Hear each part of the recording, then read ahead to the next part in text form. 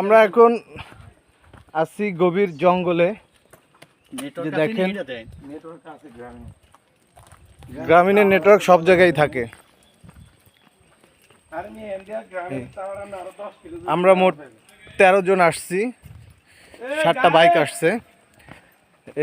এখানে বাইক যাওয়ার মতো রাস্তা নাই, যার কারণে বাইক ডাকাতিয়া ব্রিজের কাছে রাইখা আমরা এখন হাঁটতেছি। ডাকাতিয়া সুইচ গেট, এখানে যে এটা একটা ব্রিজ হবে, ব্রিজ হওয়ার জন্য এই কাজটা শুরু হয়েছে। এই ব্রিজটা এখান থেকে এই পর্যন্ত উঁচু হবে। বর্ষাকালে এটা পুরোটা পানি থাকে। আর এখানে মূলত শীতের সিজনে অনেক মজা হয়। শীতে টুরিস্ট আসে ঘোরার জন্য। তো নদী কত দূর ভাইজান?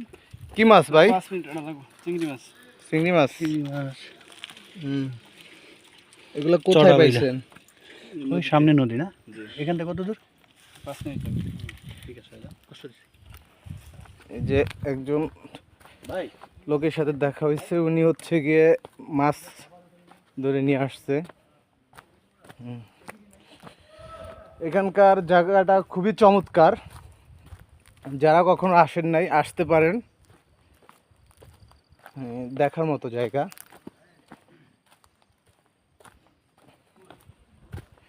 নদীমাতৃক দেশ ভোলা জেলার, এটা একটা ইউনিয়ন, চরপেশনের একটা ইউনিয়ন। এটাকে বলা হচ্ছে চর কুকরিমুকরি। আমরা এখন যেই বনে আছি, এটার বিপরীত সাইডে যেই বনটা আছে সেখানে হরিণ, বানর আরও অনেক প্রাণী আছে। মূলত বিকালবেলা তারা বের হয়ে আসে। অতিরিক্ত টুরিস্ট আসার কারণে এখন তেমন একটা কাছাকাছি আসে না। একসময় মানুষের কাছাকাছি আসতো, ঘর বাড়িতে আসতো। ছাগল যেভাবে পালে ওইভাবে মানুষ ধরতে পারতো।